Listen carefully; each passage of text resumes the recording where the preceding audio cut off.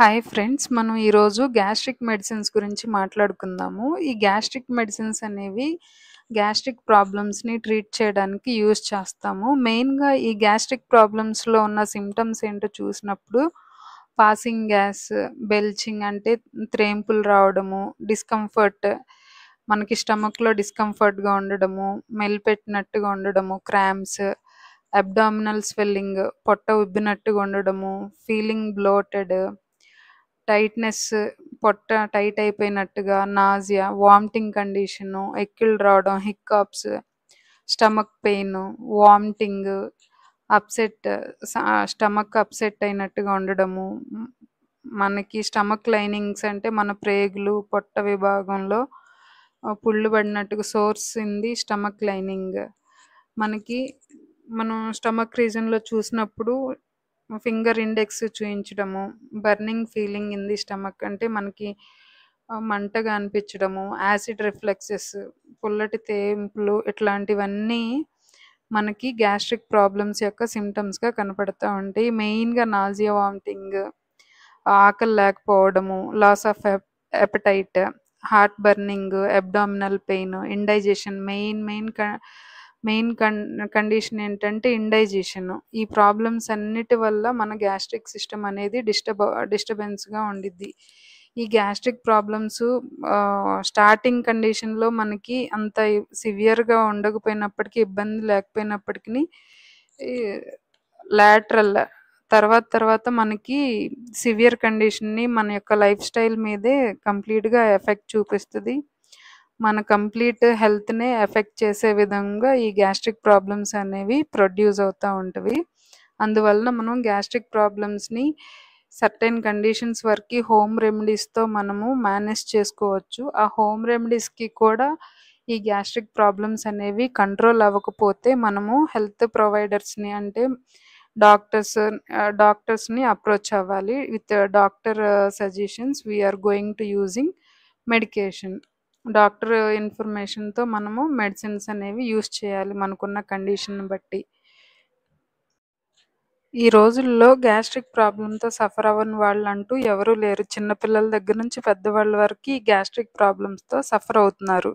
ఎందుకంటే main causes ఏంటంటే dietary factors. మనం తీసుకునే ఆహారంలో ఫైబర్ కంటెంట్ అనేది తక్కువగా ఉండడం వల్ల, ఫైబర్ కంటెంట్ రిచ్ ఫుడ్ తీసుకోకపోవడం వల్ల, ఫైబర్ రిచ్ ఫుడ్స్ ఏమున్నవంటే ఫ్రూట్స్, వెజిటబుల్స్, హోల్ గ్రెయిన్స్. ఇవి మన ఆహారంలో ఇంక్లూడ్ చేసుకోకపోవడం వల్ల మనకి మెయిన్‌గా గ్యాస్ట్రిక్ ప్రాబ్లమ్స్ అనేవి ప్రొడ్యూస్ అవుతున్నాయి. అలాగే మనం తీసుకున్న ఆహారం ఎక్కువగా స్పైసీగా ఉండడం వల్ల, ఫ్యాటీ ఫుడ్స్ తీసుకోవడం వల్ల, ఆయిలీ ఫుడ్స్, గ్రీజీ ఫుడ్స్ ఎక్కువ తీసుకోవడం వల్ల మన స్టమక్ లోపల ఉన్న ఇంటర్నల్ లైనింగ్స్ అనేవి దెబ్బతినడం వల్ల మనకి గ్యాస్ట్రిక్ యాసిడ్ రిఫ్లెక్సెస్ అనేవి, ఇండైజెషన్ అనేది ఫార్మ్ అవుతుంది. అందుకని మనం తీసుకునే ఆహారంలో ఎక్కువగా ఫైబర్ కంటెంట్ ఉండేలాగా చూసుకోవాలి. అలాగే లైఫ్ స్టైల్ ఫ్యాక్టర్స్ ఎక్కువగా ఇప్పుడు ఈ మధ్య కాలంలో అందరూ జాబ్ హోల్డర్స్ అనేవాళ్ళు సెడెంటరీ లైఫ్ స్టైల్ మెయింటైన్ చేయడం వల్ల, ఎక్కువగా సిట్టింగ్ కండిషన్‌లో ఉండడం వల్ల ఈ గ్యాస్ట్రిక్ ప్రాబ్లమ్స్ అనేవి ప్రొడ్యూస్ అవుతున్నాయి. అలాగే స్మోకింగ్, ఆల్కహాల్ కన్జంప్షన్ వల్ల కూడా ఎక్కువగా గ్యాస్ట్రిక్ ప్రాబ్లమ్స్ అనేవి ప్రొడ్యూస్ అవుతున్నవి. నెక్స్ట్ కాజ్ ఏంటంటే సైకలాజికల్ ఫ్యాక్టర్స్. ఎక్కువగా ఓవర్‌గా స్ట్రెస్ ఫీల్ అవ్వడం, యాంగ్జైటీగా ఉండడం వలన మనకి డైజెషన్ ప్రాబ్లమ్ అనేది రైజ్ అవుతుంది. డైజెషన్ అనేది ఎక్కువగా ఎఫెక్ట్ అవుతుంది సైకలాజికల్ ఫ్యాక్టర్ వల్లనే. అలాగే మనకి మెడికల్ కండిషన్స్ అంటే క్రానిక్ డిసీజెస్. ఎక్కువగా లైఫ్ టైమ్ ఉండే డిసీజెస్‌కి ఎక్కువ మెడికేషన్ యూజ్ చేయడం వల్ల కూడా మనకి ఈ గ్యాస్ట్రిక్ ప్రాబ్లమ్స్ అనేవి ప్రొడ్యూస్ అవుతున్నాయి. అలాగే మన బాడీలో ఉండే బ్యాక్టీరియల్ హెలికోబాక్టర్ పైలోరీ ఇన్ఫెక్షన్స్ వల్ల, గ్యాస్ట్రోఇంటెస్టైనల్ ఇరిటేషన్ వల్ల మనకి గ్యాస్ట్రిక్ ప్రాబ్లమ్స్ అనేవి ప్రొడ్యూస్ అవుతున్నాయి. క్రానిక్ డిసీజెస్‌కి ట్రీట్మెంట్‌లో మనము ఈ గ్యాస్ట్రిక్ టాబ్లెట్స్ యూజ్ చేయకపోవడం వల్ల కూడా మనకి ఎక్కువగా గ్యాస్ట్రిక్ సింప్టమ్స్ అనేవి ప్రొడ్యూస్ అవుతున్నాయి. Peptic ulcers, irritable bowel syndromes, Crohn's diseases ఇట్లా డిఫరెంట్ గ్యాస్ట్రిక్ ఇష్యూస్ అనేవి రైజ్ అవుతున్నాయి. అలాగే లాంగ్ మెడికేషన్స్ అంటే మనం పెయిన్ కిల్లర్స్ ఎక్కువగా తీసుకున్నప్పుడు, యాంటీబయాటిక్స్ ఎక్కువగా తీసుకున్నప్పుడు, కాంట్రాసెప్టివ్స్ తీసుకున్నప్పుడు ఈ గ్యాస్ట్రిక్ ప్రాబ్లమ్ అనేది మనకి బాడీలో ఎక్కువగా చూపిస్తూ ఉంటుంది. అందువలన మనం మెడికేషన్స్ని ప్రాపర్ టైం వరకు, ప్రాపర్ డ్యూరేషన్ వరకు మాత్రమే యూస్ చేయాలి. లాంగ్ టైం డ్యూరేషన్ యూస్ చేసినా కానీ మనకి గ్యాస్ట్రిక్ ప్రాబ్లమ్స్ అనేవి మన బాడీలో సివియర్గా ఉంటుంది. అలాగే అదర్ ఫ్యాక్టర్స్ ఏంటంటే ఏజ్.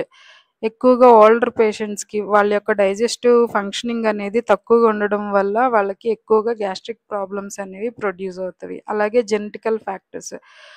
ఎవరి జీన్స్లో అయితే జిఆర్డి ఇన్ఫ్లమేటరీ కండిషన్స్ ఉంటావో వాళ్ళకి ఎక్కువగా జీన్స్ ద్వారా కూడా ఈ గ్యాస్ట్రిక్ ప్రాబ్లమ్స్ అనేవి ప్రొడ్యూస్ అవుతూ ఉంటాయి. అందుకనే మనం ఈ గ్యాస్ట్రిక్ ప్రాబ్లమ్స్ని ఎలా అడ్రస్సింగ్ చేయొచ్చు అంటే డైటరీ చేంజెస్ వల్ల, లైఫ్ స్టైల్ మోడిఫికేషన్స్ వల్ల, స్ట్రెస్ని మేనేజ్ చేసుకోవడం ద్వారా, ప్రాపర్ మెడికల్ ట్రీట్మెంట్ తీసుకోవడం ద్వారా మనం ఈ గ్యాస్ట్రిక్ ప్రాబ్లమ్స్ని ఆటోమేటిక్గా మనం కంట్రోల్ చేయొచ్చు. ఈ గ్యాస్ట్రిక్ ప్రాబ్లమ్స్ని మనం ట్రీట్ చేయడానికి గ్యాస్ట్రిక్ మెడిసిన్స్ అనేవి యూస్ చేస్తాము. ఈ గ్యాస్ట్రిక్ మెడిసిన్స్ దేని మీద డిపెండ్ అవుతాయి అంటే symptoms, gastric symptoms, type of కాజెస్ని బేస్ చేసుకొని, టైప్ ఆఫ్ గ్యాస్ట్రిక్ ప్రాబ్లమ్ని బేస్ చేసుకొని మనకి గ్యాస్ట్రిక్ మెడిసిన్స్ అనేవి డిఫరెంట్ టైప్స్లో అవైలబుల్ అవుతూ ఉంటవి. హెచ్2 బ్లాకర్స్ అనేవి ప్రోటాన్ పంప్ ఇన్హిబిటార్స్ అని, యాంటాసిడ్స్ అని, హెలికోబాక్టర్ పైలోరీ ట్రీట్మెంట్ అని, యాంటీ ఎమిటిక్స్ అని, లాక్సేటివ్స్ అని, ఎపటైజర్స్ అని, ప్రొటెక్టెంట్స్ అని, లాక్సేటివ్స్ అండ్ లూబ్రికెంట్స్ అని, ఇట్లా different types of gastric medicines అనేవి మనకి అవైలబుల్గా ఉంటవి. మనం కామన్గా జనరల్గా యూస్ చేసే గ్యాస్ట్రిక్ మెడిసిన్స్ ఏమేమి ఉంటవి? ప్యాంటోప్రజోల్, ర్యాంటిడిన్. అలాగే ప్రొటెక్టెంట్గా మనం సుక్రాల్ఫేట్ సిరప్, కాన్స్టిపేషన్ని రిలీవ్ చేయడానికి liquid paraffin and milk of magnesia సిరప్స్ని యూస్ చేస్తాము. అలాగే బిసాకోడైల్ టాబ్లెట్స్, బిసాకోడైల్ సిరప్స్ అనేవి మనం ఎక్కువగా యూస్ చేస్తూ ఉంటాము. ఇండైజెషన్ని ట్రీట్ చేయడానికి మనం జనరల్గా జెల్సిల్ అనేవి యూస్ చేస్తాము. అలాగే వామిటింగ్స్ని కంట్రోల్ చేయడానికి ఆండాన్సెట్రాను, డోంపెరిడోన్ అనే డ్రగ్స్ యూస్ చేస్తాము. అలాగే బ్యాక్టీరియల్ ఇన్ఫెక్షన్స్ని ట్రీట్ చేయడానికి ప్రోబయోటిక్స్ అని, మెట్రోనిడ్జోల్ టాబ్లెట్స్ అనేవి యూస్ చేస్తాము. స్టమక్ పెయిన్ని కంట్రోల్ చేయడానికి డైసైక్లమైను, హయోసిన్ బ్యూటైల్ బ్రోమైడ్ డ్రగ్స్ని, మెఫెనమిక్ డ్రగ్స్ని మనము ఎక్కువగా యూస్ చేస్తూ ఉంటాము. ఇట్లాగా మనకి గ్యాస్ట్రిక్ ప్రాబ్లమ్స్ని ట్రీట్ చేయడానికి నెంబర్ ఆఫ్ గ్యాస్ట్రిక్ మెడిసిన్స్ అనేవి డిఫరెంట్ డోసెస్ ఫామ్స్లో అవైలబుల్ అవుతాయి. డిఫరెంట్ డోసెస్లో అవైలబుల్ అవుతాయి. ట్యాబ్లెట్స్గా, సిరప్ ఫామ్లో మనకి అవైలబుల్ అవుతూ ఉంటవి. మన కండిషన్ బట్టి మనము ఎంత డ్యూరేషన్ యూస్ చేయాలనేది డాక్టర్ సలహా మేరకు మనము యూస్ చేయాలి. రైట్ టైంలో రైట్ మెడికేషన్ తీసుకొని మనం మన ప్రాణాలని సేఫ్గా ఉంచుకోవాలి.